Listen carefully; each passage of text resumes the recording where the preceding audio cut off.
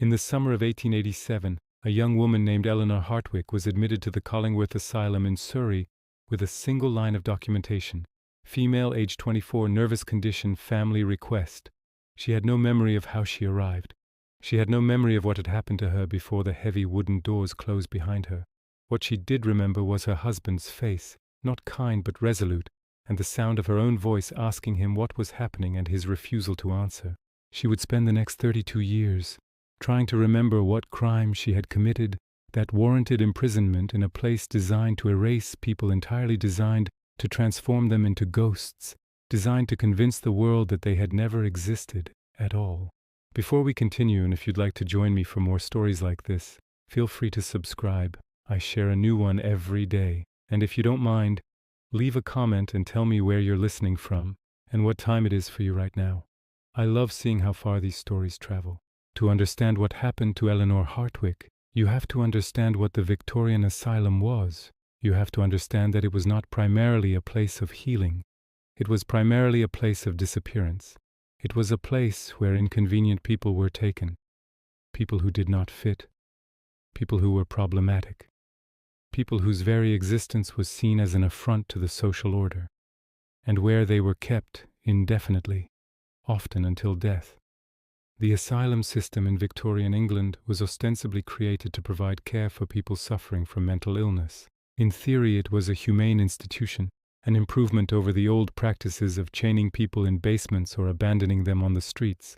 The asylums were large, sometimes sprawling facilities with hundreds or even thousands of inmates.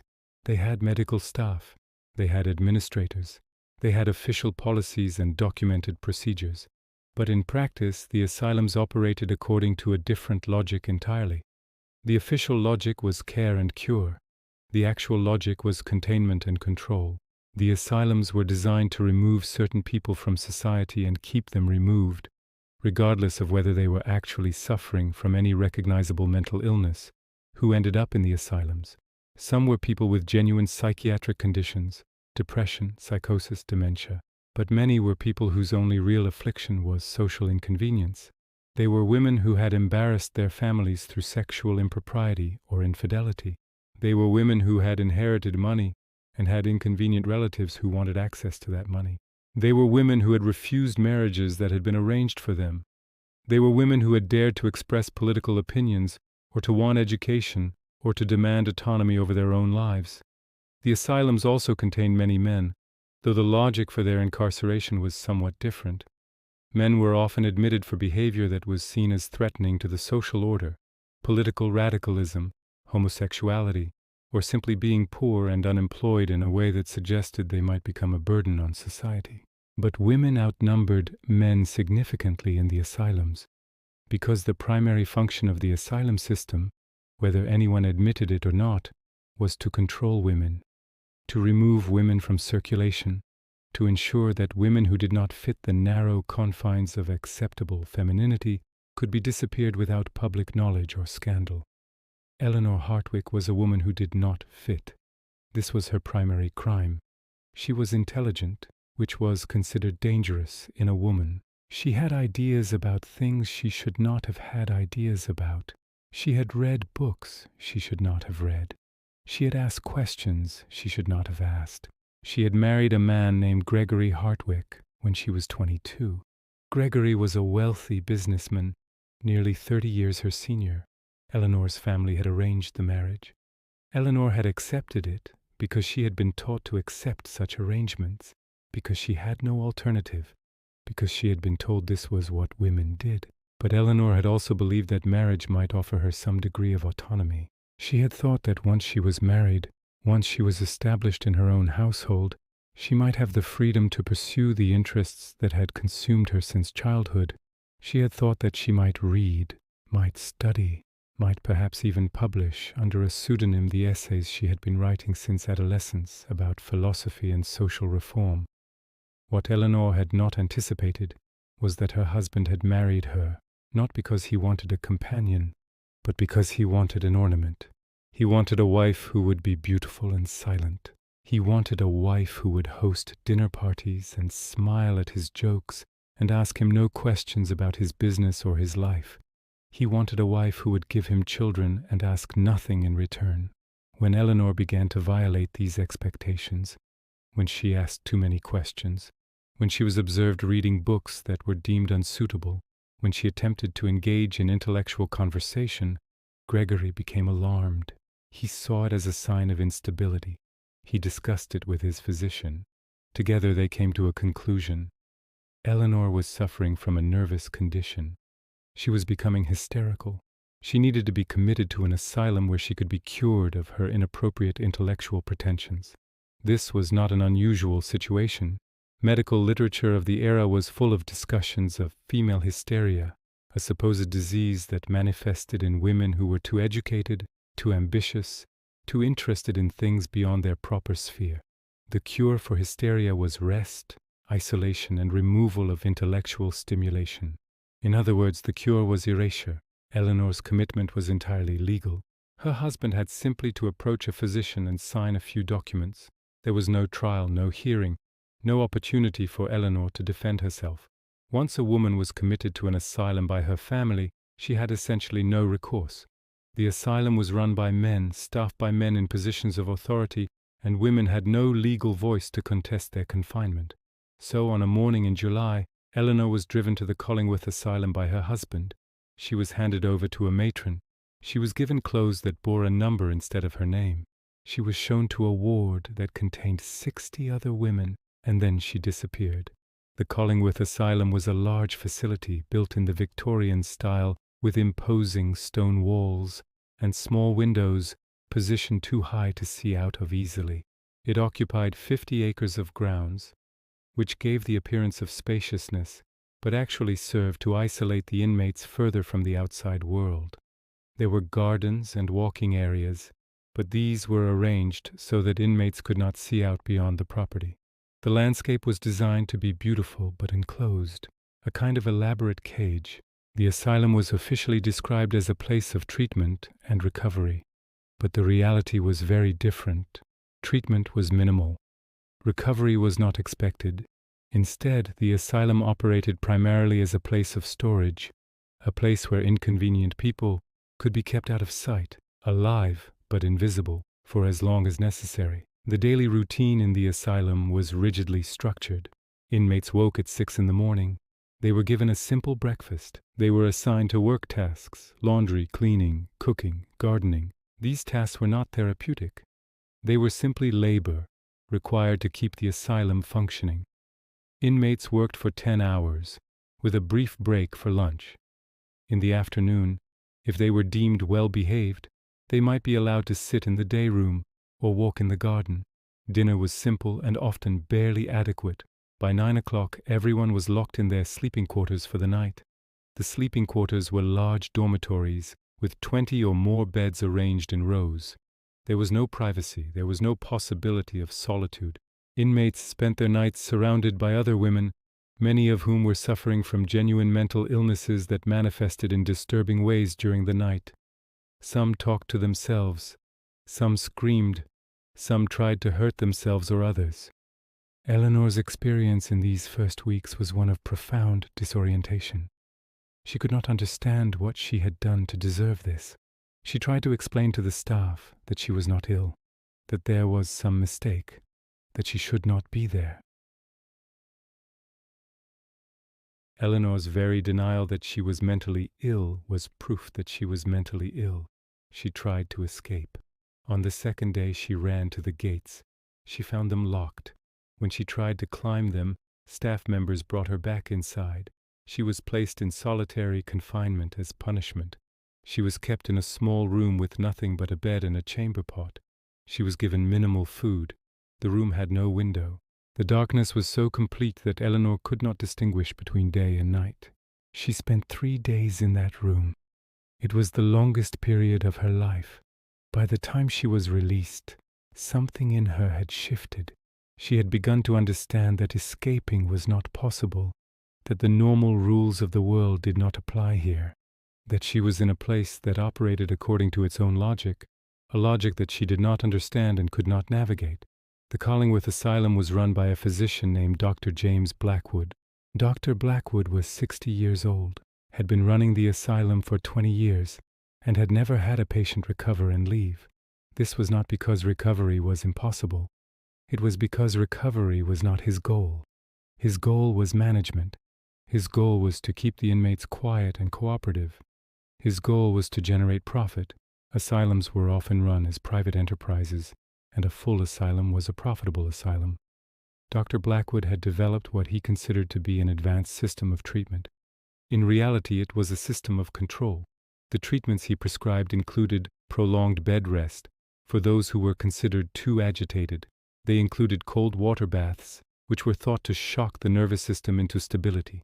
They included a drug derived from bromide salts, which was administered liberally to make inmates sedated and compliant. They included, in some cases, restraint, physical restraint with straps and chains for inmates considered dangerous. The asylum had a pharmacy, but the medications available were few and often administered inappropriately. The asylum had a medical ward, but treatments performed there were rarely beneficial. Dr. Blackwood was no fool. He understood basic hygiene and sterilization. But his treatments were not designed to cure. They were designed to control behavior. An inmate who was agitated was medicated until she was sedated. An inmate who was resistant was placed in restraints. An inmate who tried to escape was placed in solitary confinement. Eleanor was fortunate in a sense in that she was deemed intelligent enough to potentially benefit from treatment. This meant she was not immediately subjected to the most severe interventions, but she was given bromide salts regularly, enough to keep her somewhat sedated but not completely incapacitated. She was subjected to cold water baths twice a week. She was kept under close observation by the nursing staff, who watched for any sign of resistance or inappropriate behavior. What happened to Eleanor over the first months in the asylum was a kind of slow transformation. As she realized that escape was impossible, as she came to understand that her protests and explanations were pointless, she began to internalize the message that the institution was sending her, that she did not matter, that her thoughts did not matter, that her objections did not matter. The world outside had decided that she was mad, and now she was in a place that existed entirely to reinforce that judgment. She stopped trying to explain herself. She stopped asking questions. She complied with the routines. She performed the work she was assigned to. She took the medications. She went to the cold water baths without resistance. She sat in the day room without speaking. She became, in other words, a model inmate, cooperative, compliant, causing no trouble.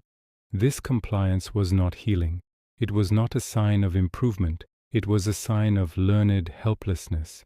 It was a sign that Eleanor was adapting to her environment by surrendering her sense of agency, her sense of identity, her sense that she had any say in what happened to her. But to the staff, her compliance looked like improvement. Dr. Blackwood noted in her file that she seemed to be accepting her condition and showing better insight into her illness. This was the logic of the asylum. The sicker the patient became in response to the treatment, the more this was interpreted as a sign that the treatment was working.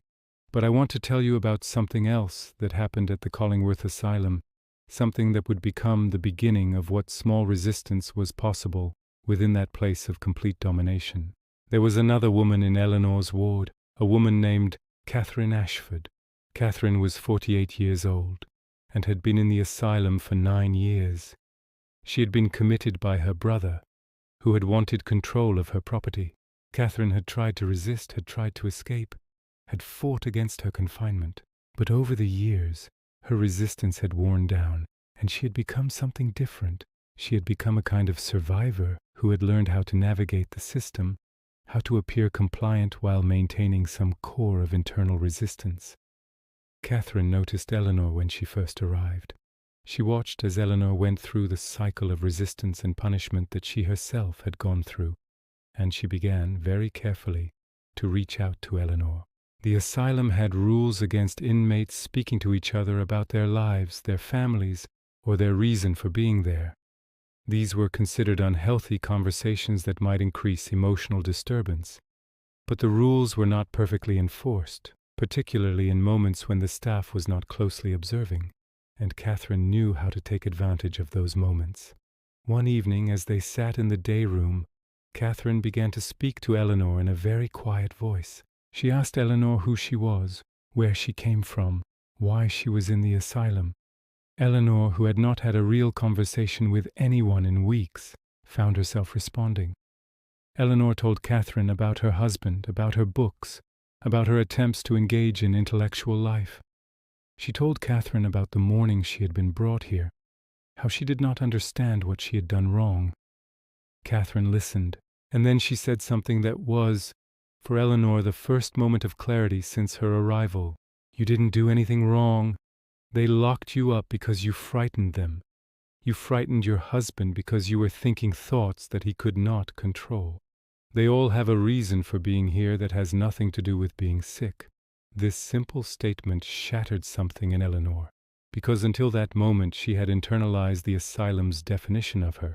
She had come to believe that maybe, somewhere inside herself, there was something wrong with her, something sick that needed to be cured. She had accepted on some level the justice of her confinement, but Catherine's words suggested an alternative interpretation, that Eleanor was not in the asylum because she was sick, but because she was a threat, that her incarceration was not medical, but political. Over the following weeks and months, Eleanor and Catherine had many quiet conversations. Catherine told Eleanor about the other women in the ward. She explained who was genuinely struggling with mental illness, and who was, like Eleanor and Catherine themselves, simply inconvenient to people with power. There was a woman named Margaret, who had been a teacher until she had been abandoned by her family. There was a woman named Sarah who had refused a marriage arrangement and had been committed by her father.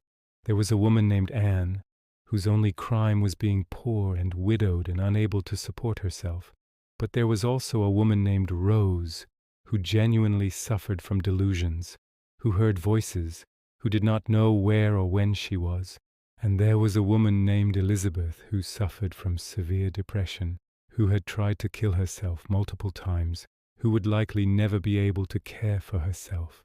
The asylum treated them all the same. It did not distinguish between those who were sick and those who were imprisoned. It simply managed all of them according to the same logic of control and medication and routine.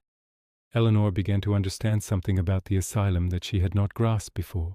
It was a world unto itself, completely separate from the world outside. No one came to visit. No one asked about the inmates. No one seemed to care what happened to them. The letters Eleanor tried to write to her husband were not mailed. The few times she saw newspapers, they were old, from weeks or months ago. And she did not read about the asylum, did not see any mention of what was happening inside. This invisibility was the key to the asylum's functioning. As long as the outside world did not know what was happening, the asylum could continue as it was. The inmates were not just imprisoned, they were erased. They were not supposed to exist anymore. But within this erasure, a kind of society developed. The inmates knew each other. They understood something about each other's situations. They tried, in small ways, to help each other. When one woman was being punished with solitary confinement, another might try to slip her extra bread. When one woman was particularly distressed, another might sit with her and hold her hand. Eleanor discovered that she was capable of kindness. She discovered that helping someone else, even in a small way, gave her a sense of purpose and identity that the asylum was trying to strip away. By helping Catherine, by helping the other women, Eleanor was in a sense refusing to disappear. She was maintaining connection, maintaining humanity, maintaining a sense that she was still a person capable of choice and care. But she was also becoming aware of something else, that most of the women in the asylum would never leave, that Collingworth was not a place of temporary treatment, but a place of permanent exile, that for many of them, the asylum was the last place they would ever see. In 1891, 4 years after Eleanor arrived at Collingworth, a woman named Dr. Sarah Carmichael was hired as an additional medical officer at the asylum. Dr. Carmichael was one of the first women to have received a medical degree in England. She was in her 30s, single, and had devoted her life to medicine. She was also an observer of unusual perceptiveness. Dr. Carmichael noticed things about the asylum that Dr. Blackwood had trained himself not to see. She noticed that many of the inmates were not suffering from any recognizable mental illness. She noticed that many of them were lucid, intelligent, and aware of their situation. She noticed that the treatments Dr. Blackwood prescribed seemed designed to make inmates compliant rather than healthy. She also noticed Eleanor Hartwick. She was struck by Eleanor's intelligence, by the obvious disconnect between Eleanor's presentation and the diagnosis in her file. She began to speak with Eleanor, initially as a physician examining a patient, but gradually as something more like colleagues might speak. Eleanor was terrified at first. She had learned not to trust authority figures, but Dr. Carmichael was different. She listened. She asked questions not with the intention of gathering evidence for Eleanor's continued confinement, but with genuine curiosity. One day, Dr. Carmichael asked Eleanor to tell her what had led to her admission to the asylum. Eleanor, who had spent years without speaking about this to anyone, found herself able to tell the story. She told about her marriage, her reading, her desire to engage in intellectual life. She told about her husband's decision to have her committed. When she finished, Dr. Carmichael was silent for a long time. Then she said, "This is not a medical condition. You are not ill. You were imprisoned because you violated social expectations. The question is what we do about it." This was extraordinary. In all the years Eleanor had been in the asylum, no one in authority had suggested that her incarceration was unjust. No one had suggested that there was anything wrong with it. And now, finally, someone was acknowledging the reality that Eleanor had come to understand over the past 4 years, that she did not belong in the asylum because she was not sick. But knowing this changed nothing practically. Eleanor was still trapped. Dr. Blackwood would not release her on Dr. Carmichael's say-so, and Eleanor had no way to appeal her commitment to anyone outside the asylum. What Dr. Carmichael did was something quietly radical. She began to document what she was seeing. She started a private journal in which she recorded cases of inmates who, in her medical opinion, were being unjustly detained. She noted that their symptoms seemed to improve whenever they were treated with respect and allowed intellectual engagement. She recorded conversations in which she engaged with Eleanor and other inmates as intellectual equals, conversations that showed a level of lucidity that contradicted the official diagnosis. Dr. Carmichael was building evidence that could be used eventually to argue for reform, but she knew that it would take time, and it would take opportunity. That opportunity came in a form that no one expected. In 1893, Dr. Blackwood suffered a stroke. It was not severe, but it rendered him partially paralyzed and unable to work. He withdrew from his position as director of the asylum. A new director was appointed from outside, a younger physician named Dr. Edward Mills, who had modern ideas about asylum reform. Dr. Mills was not perfect. He was still a product of his era, but he believed that asylums should actually attempt to treat mental illness rather than simply warehouse people. He began to implement reforms: better nutrition, more attention to hygiene, reduction in the use of restraints, introduction of more humane treatments. More importantly, he was willing to listen to Dr. Carmichael. She approached him with her documentation, with her cases, with her evidence that many of the inmates at Collingworth should not be there at all. Dr. Mills was shocked by what he found when he looked at the patient records carefully.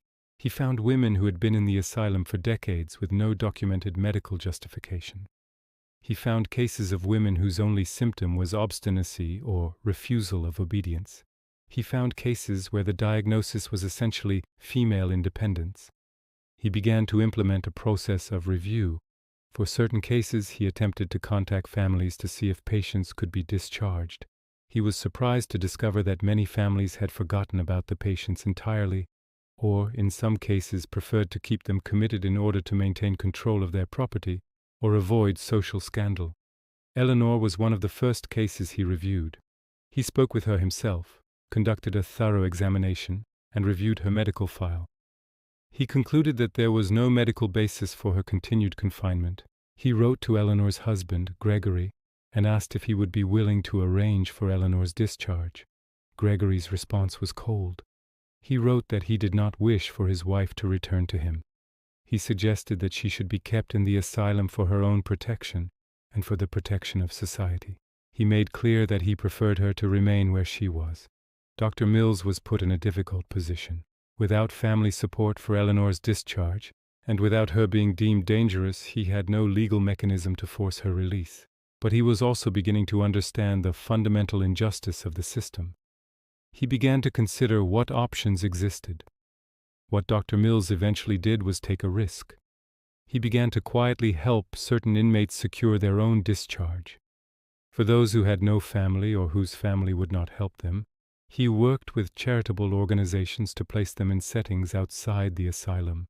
He used his authority to declare some women cured and ready for discharge, even in cases where he knew the cure was not medical but was instead freedom from the asylum itself. This process took time. It was gradual. It was not systematic, but it resulted in a significant reduction in the asylum population over the next few years. Eleanor was not one of the first to be released, but she was among those that Dr. Mills began to work with. He could not force her discharge, but he could offer her something else. He could offer her the possibility of pursuing independence outside the asylum entirely. Through his connections with charitable organizations, Dr. Mills was able to help Eleanor secure a position as a companion to an elderly widow who lived in London and needed care. It was not a prestigious position, but it was a position that offered Eleanor something she had not had in years: autonomy. She would be paid a wage. She would have her own room. She would have the freedom to leave the house, to read, to live her own life. In 1894, 7 years after she arrived at Collingworth, Eleanor left the asylum. She did not leave unscathed. 7 years of institutionalization had changed her. She had difficulty trusting people. She suffered from nightmares. She was suspicious of authority. Her confidence had been severely damaged. She had to relearn how to live in the world. But she also left with something valuable. She had survived. She had maintained enough of herself to be able to rebuild, and she had Catherine, who had been released in the same wave of discharges, who had also been placed in a charitable position in London. Eleanor and Catherine began to meet regularly. They had tea. They spoke about their experiences, and gradually they began to conceive of a project. They decided to write down what they had experienced. They wanted to create a record of the asylum, not from the perspective of the staff or the administrators, but from the perspective of the inmates. They wanted to testify about what had happened to them and what they had seen happen to others. Eleanor began writing a manuscript. She described her admission to the asylum, her confusion, her gradual understanding of her situation. She described the daily routines, the treatments, the philosophy that underlay the asylum's operations. She described Catherine and Rose and Sarah and Anne and Elizabeth. She wrote about the women who had been kind to her and the staff who had been cruel. She wrote about the women who had recovered enough to leave and the women who had remained forgotten. The process of writing was traumatic. It required Eleanor to revisit memories that she had been trying to suppress. It required her to articulate things that she had tried not to think about. But it also gave her a sense of purpose. It gave her a reason to survive what she had survived. It transformed her victimhood into testimony. In 1896, Eleanor's manuscript was completed. She and Catherine approached publishers. The response was almost universally rejection. Publishers did not want to publish a critical account of the asylum system. The asylum system was official. It was endorsed by the medical establishment. It was run by respectable men. To publish a critical account was to challenge these authorities. But eventually they found a publisher, a small press run by women who were themselves engaged in reform activism. The book was published in 1897 under the title The House of Silence, A Woman's Experience of Confinement. It was published under Eleanor's name, which was an act of courage. It was published under a real name, with real places named, with real accusations. The publication caused a sensation, at least in certain circles. Reform activists read it with horror and recognition. Journalists contacted Eleanor seeking interviews. Legislators began to ask questions about the asylum system. But the response from the medical establishment and from society broadly was very different. Many people simply refused to believe Eleanor's account. They said she was exaggerating. They said she was still mentally unstable, that her very publication of such an account was evidence of her ongoing illness. Dr. Blackwood's heirs issued statements denying the allegations. Dr. Mills published a response defending Dr. Carmichael, but maintaining that the asylum system broadly was sound and necessary. The asylum system did not change quickly or dramatically, but the publication of Eleanor's book was the beginning of a process. It made visible what had been invisible.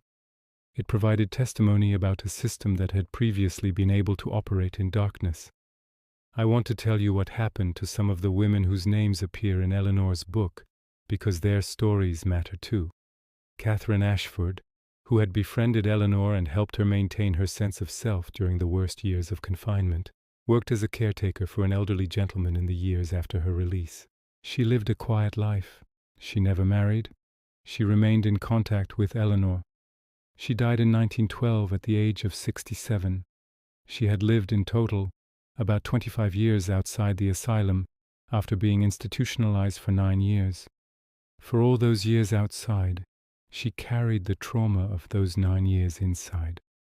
Margaret, the woman who had been a teacher before her abandonment by family led to her admission, was eventually released through Dr. Mills's efforts. She returned to teaching despite the stigma of having been institutionalized. She taught at a small private school for girls. She never spoke publicly about her time in the asylum, but she was known by those close to her to carry deep scars from the experience. She died in 1925. Sarah, who had refused a marriage and was committed by her angry father, was never released. Her father's death did not lead to her discharge, as might be hoped. Instead, she simply remained in the asylum, forgotten by family who had moved on. She lived in the institution for 40 years. When she finally died in 1932, there was no one left who even remembered her real name. Rose, who genuinely suffered from severe mental illness, experienced something unexpected. The reforms that followed Eleanor's book actually helped her. With better nutrition, better treatment, and less restraint, her symptoms improved significantly. She was eventually discharged to a transitional facility and then to supervised living in the community. This was a kind of miracle. A woman who should have been written off as beyond help actually found her way to a degree of functional independence and peace. Elizabeth, the severely depressed woman, was not so fortunate. Her condition was severe and persistent. She remained in the asylum for the rest of her life, but because of the reforms, her life in the institution became less terrible. She was treated with more humanity. She was not restrained. She was given better nutrition. She did not recover, but she did exist in her final years with more dignity than she had known in her first years of confinement. What happened to Eleanor in the years after her book was published? She became something of a minor celebrity in reform circles. She was invited to speak about asylum reform. She wrote articles. She became a consultant to reformers trying to improve asylum conditions. But this public role was complicated by the fact that she was a woman who had been institutionalized for mental illness, a woman who was challenging the medical establishment. There was constant suspicion about her. Was she recovered? Or was she still symptomatic? Could she really be trusted as a reliable narrator of her own experience? Or was her account shaped by her illness? These questions were not asked of male reformers. A man who had been in an asylum and had written a critical account would be seen as a courageous whistleblower. But Eleanor was seen as a disturbed woman with an axe to grind. A woman whose very willingness to make public accusations was evidence that she was not fully recovered. Nevertheless, Eleanor persisted. She continued to write. She continued to speak. She connected with other reform activists and with other survivors of institutionalization who had stories to tell. She also married in 1902 when she was 39 years old. Her husband was a man named Thomas who had been widowed and had 2 children from his first marriage. Thomas was not particularly progressive. He held conventional views about many things. But he was kind to Eleanor. He had read her book. He understood at least to some degree what she had experienced. He did not try to silence her or control her. For a woman in her position, this was a remarkable thing. Eleanor had no children of her own, but she raised Thomas's children as her own. She continued to write, though she published less frequently than she might have. She became a fixture in reform circles in London. She was known as a woman of intelligence and moral conviction, as someone who had suffered and had transformed that suffering into advocacy. The asylum system, however, did not collapse quickly. Despite Eleanor's testimony, Despite the reforms initiated by Dr. Mills, despite growing criticism from the reform movement, the asylums persisted. They persisted well into the 20th century. Some did not close until the 1950s or 1960s. Some of the logic of the asylum, the use of institutionalization as a solution to social problems, the assumption that those outside society's norms should be removed and contained, persisted even longer. But what did change gradually was the visibility of the asylum system. What had previously been an invisible institution operating in darkness became something that was known about, that was discussed, that was subject to scrutiny. Eleanor's testimony was part of what made that change possible. More importantly, Eleanor's testimony created a space for other survivors to speak. After her book was published, other people who had been institutionalized began to publish accounts of their experiences. Some were less accessible than Eleanor's book, more academic, more focused on particular aspects of asylum practice. But collectively, they painted a picture that contradicted the official narrative of the asylum as a humane institution. This accumulation of testimony was powerful. It became harder and harder to maintain the fiction that asylums were primarily places of healing. It became clearer that they were places of control, places where inconvenient people were contained. By the 1920s, there was significant momentum for asylum reform. The Great War had disrupted many institutions and had exposed many people to trauma and psychological suffering that could not easily be dismissed or institutionalized. Mental health treatment was beginning to modernize. Psychoanalysis was emerging as an alternative to institutional confinement. There was growing recognition that many of the inmates in asylums did not actually belong there. But the changes were slow, and they were incomplete. The logic of institutionalization did not disappear. It simply adapted. Over the 20th century, as explicit asylums became less common, different forms of institutionalization emerged. People with mental illness were still often removed from communities and contained in institutions. Social problems were still often addressed through confinement rather than through addressing the underlying causes. And the particular logic that had led to Eleanor's confinement, the incarceration of women who violated gender norms, did not entirely disappear either. It just became less obvious. Women who were too sexually active, too ambitious intellectually, too unwilling to marry, these women could no longer be easily committed to asylums. But they continued to face pressure to conform, continued to face punishment for their non-conformity in more subtle forms. Eleanor died in 1927 at the age of 64. She had lived 40 years after leaving the asylum. She had married, had raised children, had written books, had contributed to a movement for reform. She had, in many ways, reclaimed a life for herself. But she was haunted for all of those 40 years by the memories of her confinement. She suffered from chronic health problems, some of which were likely psychosomatic, the body's way of manifesting trauma. She had difficulty sleeping. She was prone to depression. She remained suspicious of medical authority, which made it difficult for her to seek help when she needed it. She also never fully escaped the stigma of having been institutionalized. There was always, in how people spoke about her, a whisper of doubt. She was the woman who had been in an asylum. That label never quite went away. When she died, her obituary in the major newspapers did not mention the House of Silence. It mentioned her husband and her stepchildren and her charitable works. But it did not mention the book that had done more to expose the asylum system than anything else that she had written. I want to tell you about a young woman named James who read The House of Silence in 1920 and who was profoundly changed by it. James was the daughter of a wealthy family and had been educated at a progressive school. She had ideas about reform.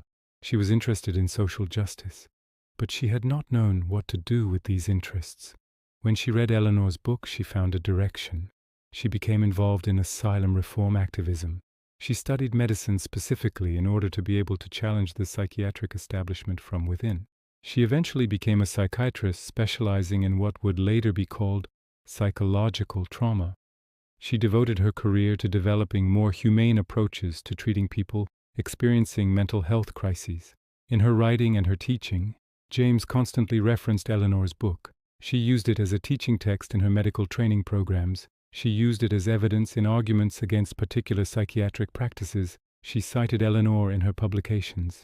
Through James, Eleanor's voice reached another generation of medical professionals, shaping the way they thought about their responsibility to patients. James never met Eleanor. Eleanor had died before James entered medical school, but she felt a kind of spiritual kinship with her. She saw Eleanor as someone who had refused to be erased, who had insisted on speaking the truth despite tremendous pressure to remain silent. James tried to embody that same commitment in her own work. I want to explore something that troubles me about Eleanor's story and about the history of the asylum system more broadly, because even though Eleanor's testimony contributed to reform, the fundamental problem did not actually go away. It simply transformed. The asylum system was built on a particular assumption, that there are people who do not fit into society, people whose existence is problematic, people who are better off removed from society and contained. This assumption did not disappear when asylums were reformed or when they eventually closed. What happened instead is that the logic of the asylum was displaced. It moved into other institutions. People with mental illness continued to be institutionalized in different forms. They were placed in psychiatric hospitals that were theoretically different from asylums but operated on similar principles. Later, when the move toward deinstitutionalization occurred in the latter 20th century, many people with mental illness found themselves homeless, living on the streets, subjected to arrest and incarceration in the criminal justice system, which became, in many ways, the new asylum system. So while Eleanor's testimony helped expose the abuses of the Victorian asylum, it did not solve the underlying problem of how societies deal with people they deem inconvenient or problematic, or unable to fit into normal social structures. But here is what I think is important. Eleanor's testimony did change something. It made it impossible to have a completely hidden system.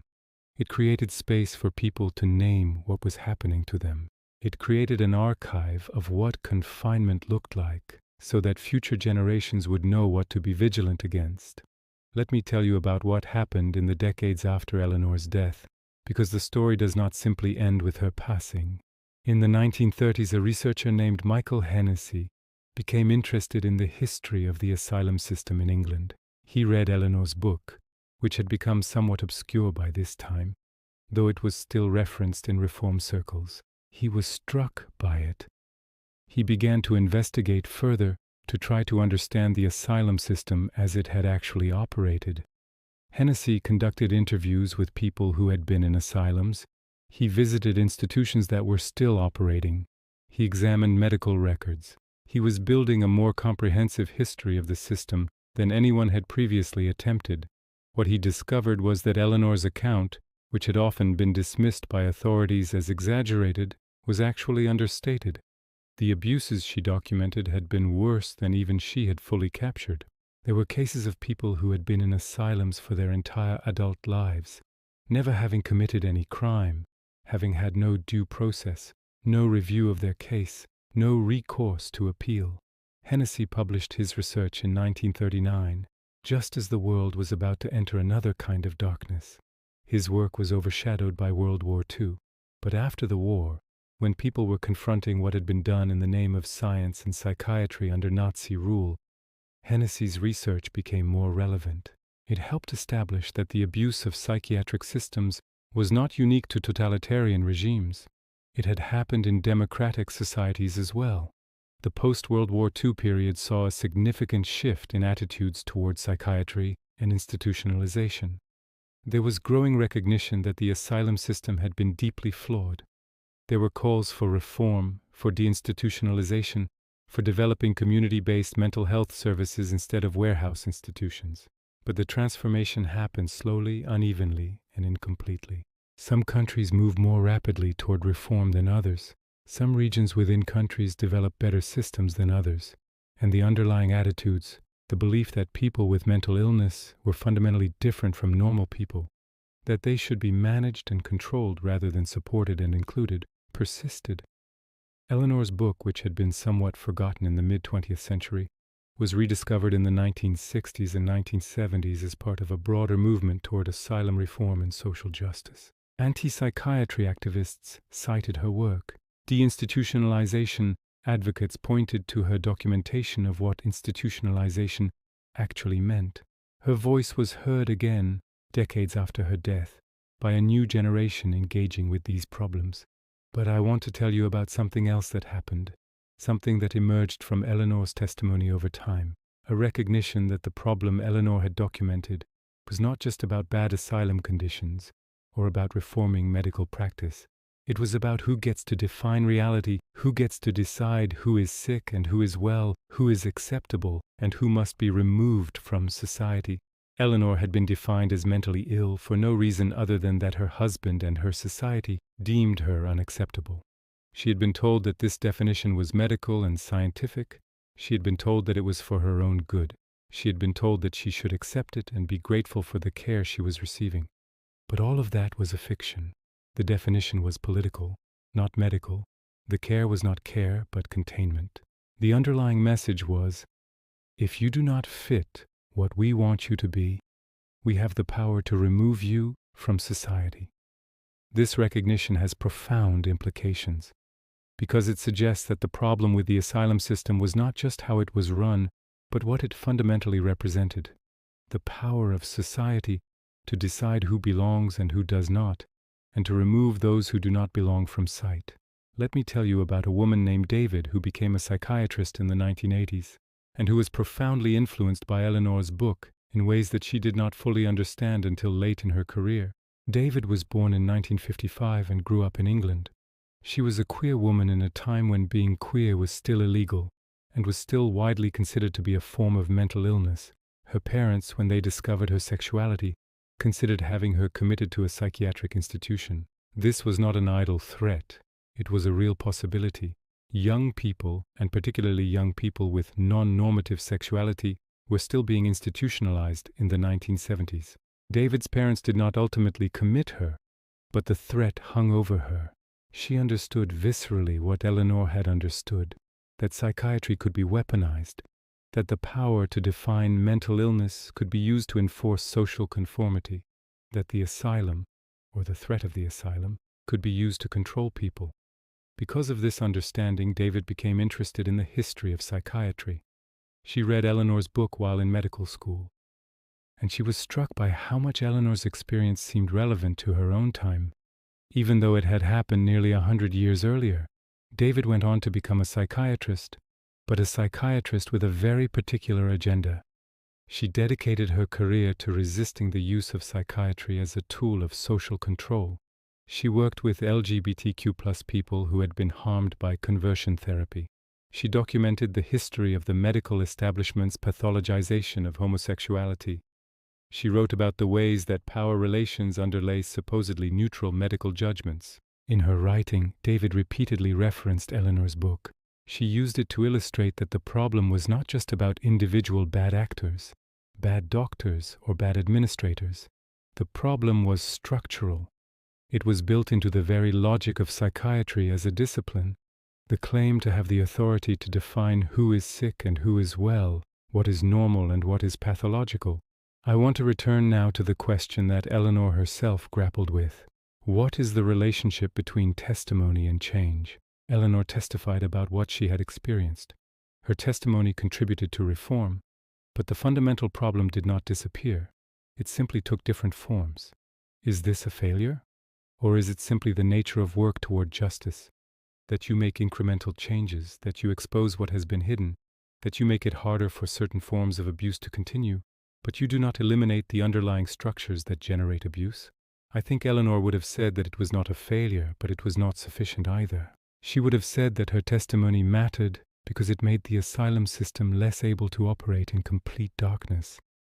It created documentation that future generations could draw on. It established that what had happened to her should not have happened, that it was unjust, even though the system that made it possible was not immediately dismantled. And I think Eleanor would have recognized something that later reformers came to understand, that the work of testimony and reform is never finished, that every generation has to do its own work of exposing injustice and demanding change, that there is no moment at which you can say the problem is solved, because the underlying human tendency to exclude and control does not disappear. It simply finds new forms. Let me tell you what I believe is the most important aspect of Eleanor's legacy. It is not that she fixed the asylum system. She did not. It is not that she inspired a specific reform that led to deinstitutionalization, though she may have contributed to the intellectual climate that made deinstitutionalization possible. What is most important about Eleanor's legacy is that she refused to disappear.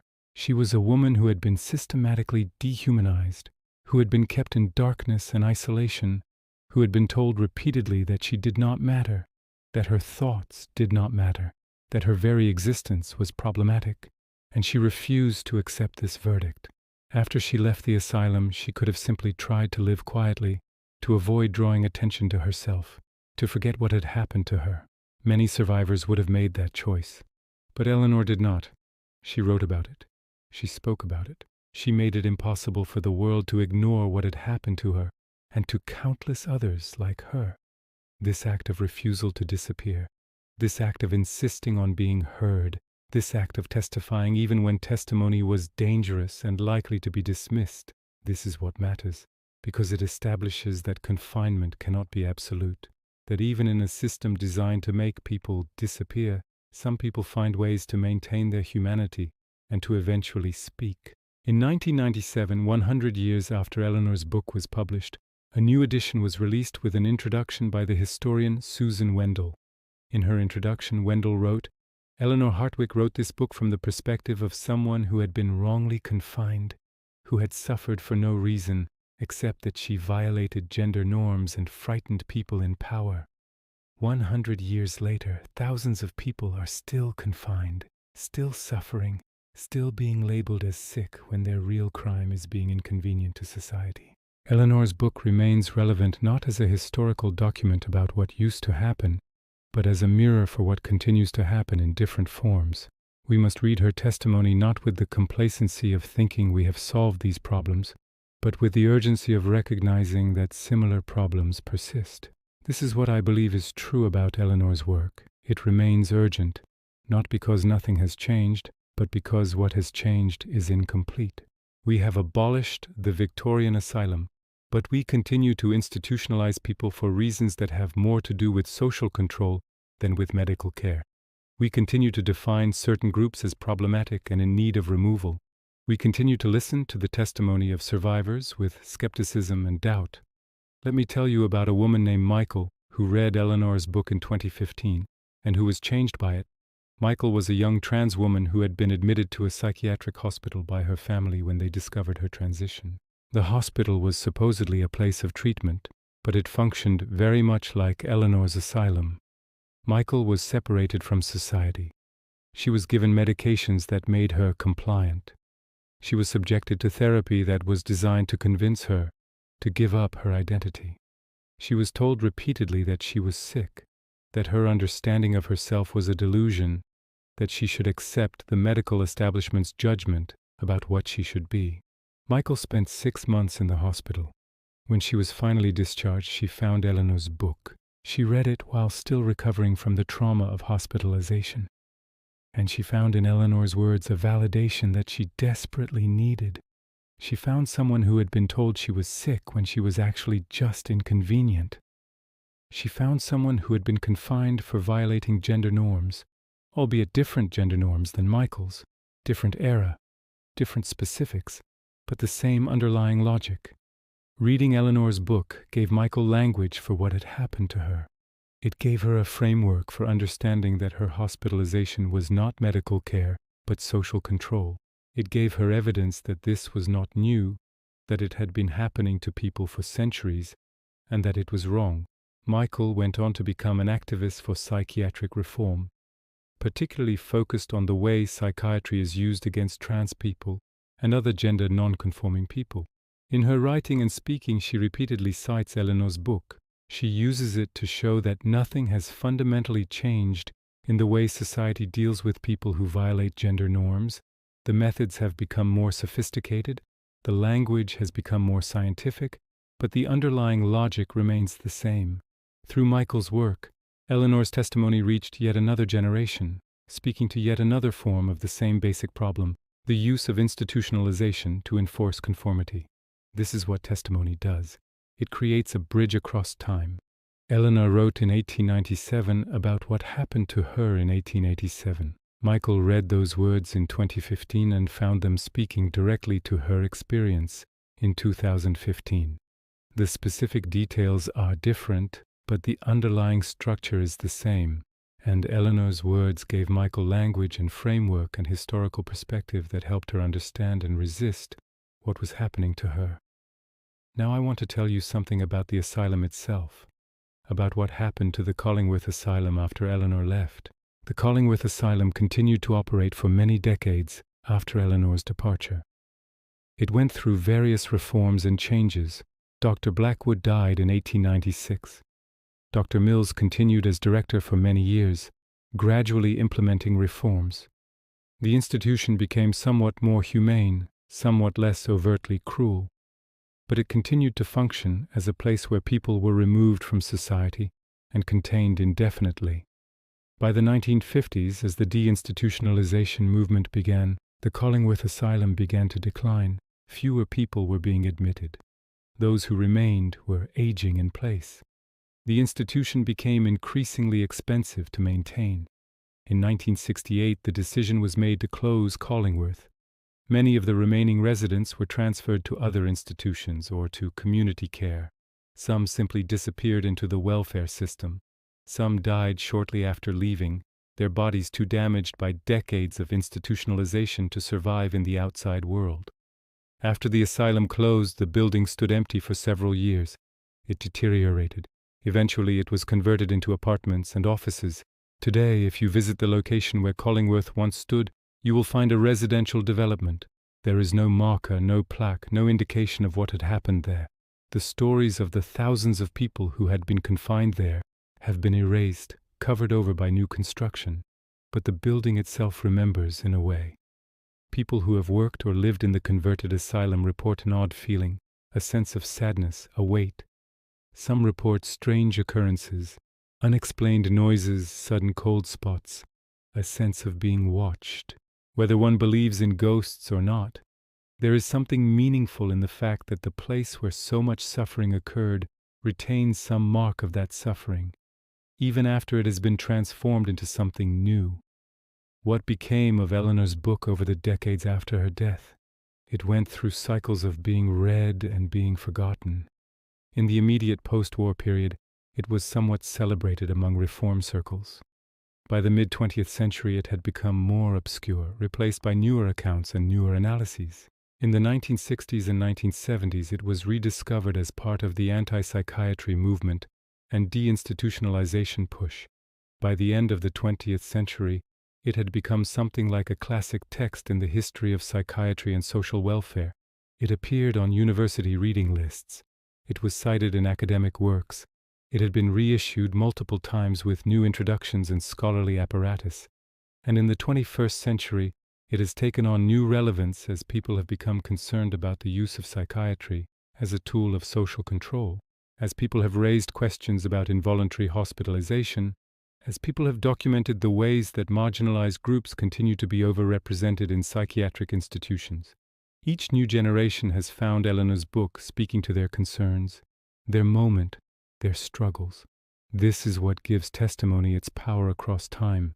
The underlying problem does not disappear. The specifics change, but the fundamental question remains. Who gets to define reality? Who gets to decide who is sick? Who has the power to remove people from society, and who bears witness to this power? I want to tell you about something that Eleanor wrote near the end of her life, something that I think captures the essence of what her experience meant to her and what her testimony accomplished. Eleanor was invited to speak at a medical school in 1925, just 2 years before her death. She was asked to speak about her experience of institutionalization, to talk about what she had learned that might be useful to future psychiatrists. She was an elderly woman by this time, her health failing, but she accepted the invitation. In her speech, Eleanor said something that I think is worth quoting at length. She said, "I was put away because I was inconvenient. I was told I was sick, but I was not sick. I was simply a woman with ideas that my husband did not like, with aspirations that society did not approve of. I was confined not because I posed a danger to anyone, but because I posed a danger to the order of things. For 7 years I was told I was sick. For 7 years I was given treatments designed to break my will.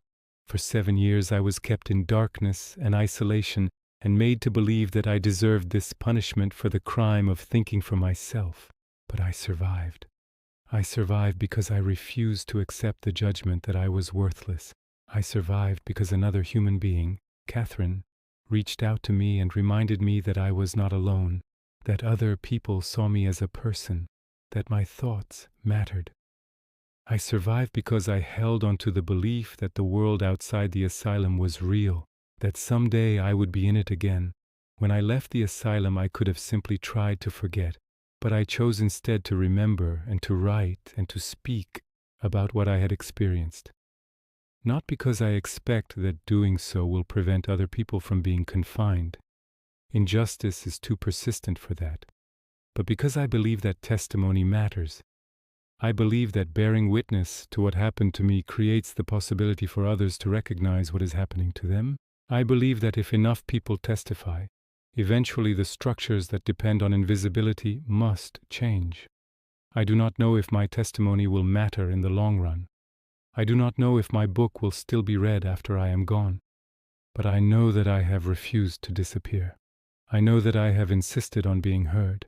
And I know that this act of refusal, this act of insistence, is itself a kind of resistance.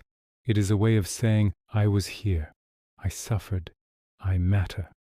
When Eleanor died in 1927, she was remembered by some as a courageous reformer, a woman who had testified about injustice. But she was not remembered widely by the world at large. Her obituary in the major newspapers did not mention her book.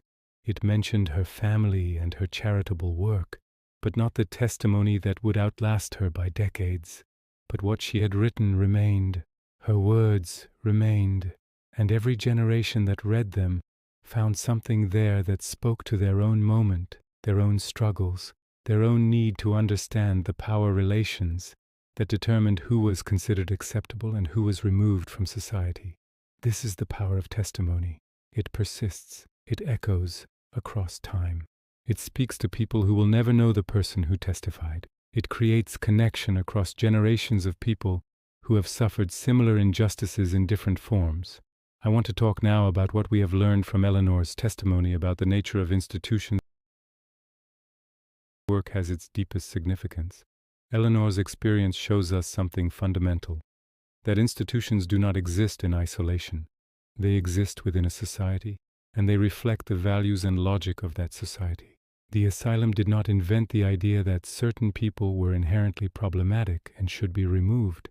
It simply gave institutional form to beliefs that already existed in society. This means that reforming the institution is not enough. Even if you make the asylum more humane, even if you treat people better, even if you eventually close the institution, you do not solve the underlying problem as long as society still believes that certain people should be removed, that certain people do not belong, that certain people's inconvenience justifies their disappearance. Eleanor lived in a time when women who thought for themselves were seen as sick. Today, the women who are institutionalized are different, but there are still categories of people who are institutionalized whose incarceration is justified on medical or therapeutic grounds, but which actually serve social functions, controlling poor people, managing people with disabilities, removing people from sight. This is what makes Eleanor's testimony still urgent, not because the specific forms have not changed, they have, but because the underlying logic has not changed. As long as institutions exist with the power to remove people from society and contain them, as long as this power is justified through medical or scientific language, as long as the institutions operate in ways that are not fully transparent to the outside world, then the possibility of abuse exists. And the work of testimony, of bearing witness, of refusing to disappear, remains necessary. Let me tell you about what Dr. Sarah Carmichael, who had helped Eleanor in the asylum, did with her life after Collingworth. Dr. Carmichael continued to work in psychiatric medicine, but her work was shaped by what she had witnessed at Collingworth. She became an advocate for asylum reform. She wrote papers about the ethics of psychiatric confinement. She spoke publicly about what she had seen. She risked her career in many ways to challenge the institutions she worked within. In 1920, when she was approaching retirement, Dr. Carmichael published a book called The Ethical Foundations of Psychiatry. In it, she discussed the dangers of psychiatric power unchecked by accountability. She wrote about specific cases, not naming patients, but making clear the injustice of their confinement. She wrote about Eleanor's case, describing the woman who had been institutionalized for wanting to read. Dr. Carmichael's book was not as widely read as Eleanor's. It was more academic, more directed at medical professionals, but it was influential within certain circles. It helped establish that there were ethics to psychiatric practice, that not all confinements were justified, that the power of the psychiatrist needed to be subject to ethical scrutiny. Dr. Carmichael died in 1935 at the age of 84. At her funeral, it was said that she had dedicated her life to making psychiatry more humane. Eleanor, who was still alive at the time, attended the funeral.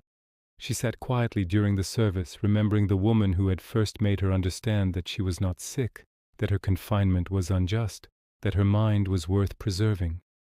What Eleanor and Dr. Carmichael did together, what they created together, was a space of resistance within an institution of control. They did not dismantle the institution, but they created a pocket of humanity within it. They created a relationship of respect within a system designed to dehumanize. They created testimony about injustice within a system that depended on silence. And from that small act of resistance, ripples spread. Eleanor's book contributed to reform movements. Dr. Carmichael's work contributed to the emergence of psychiatric ethics. The relationship between Eleanor and Dr. Carmichael became over time a symbol of what resistance looks like, not dramatic, not public in its moment, but persistent, creative, human. I want to conclude by returning to the fundamental question that Eleanor's testimony raises. What do we do with people who do not fit? How do societies respond to those who are inconvenient, who are different, who challenge norms, who do not fit the expected roles? The asylum was one response. It was a response that tried to make the problem disappear, literally, by removing inconvenient people from sight. Eleanor's testimony exposed the injustice of this response. It made visible what had been hidden. It created documentation of what happened when society simply removed people it deemed problematic. But what has replaced the asylum? In many ways, society has not actually solved the problem. It has simply found new forms of institutionalization. People with mental illness are incarcerated in prisons and jails. People experiencing homelessness are cycled through emergency services and institutions. Disabled people are warehoused in various forms of institutional settings. Elderly people are placed in nursing homes and forgotten. Indigenous people are removed from their communities. Immigrants are detained in immigration facilities. The specific logic has adapted, but the basic idea remains.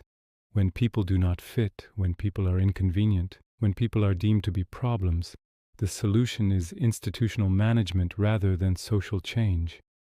Eleanor would have recognized this. She would have understood that the problem was not solved, that the work remains incomplete, but she would also have insisted that testimony matters. She would have insisted that bearing witness to injustice, that refusing to let inconvenient people disappear into silence, that creating records of what happens to those who are removed from society, all of this matters. Because as long as institutions exist, as long as people are confined, as long as power is exercised over those deemed inconvenient, there will be a need for testimony. There will be a need for people to speak, to write, to refuse to be silent, to insist that what happens to them matters, that they matter, that they will not disappear. This is Eleanor's legacy. Not that she solved the problem, she did not, but that she refused to disappear, that she insisted on being heard, that she created a record that future generations could read and recognize themselves in, that she demonstrated that testimony in itself is a form of resistance against systems of domination. And this is what remains urgent about her work more than a century later. In a world where institutional power still exists, where people are still removed from society for being inconvenient, where silence still serves those in power, Eleanor's insistence on testimony remains radical. Her refusal to disappear remains an act of resistance. Her voice, echoing across time, remains a call to others to speak, to testify, to refuse silence, to refuse to let those who are removed from society be forgotten entirely. The House of Silence. Eleanor named the asylum this, but she also transformed it. She created a record. She created testimony. She ensured that the silence could not be absolute, that the removal could not be complete, that somewhere someone would know what had happened there, and in doing so, she offered a template for resistance that remains vital and necessary even today.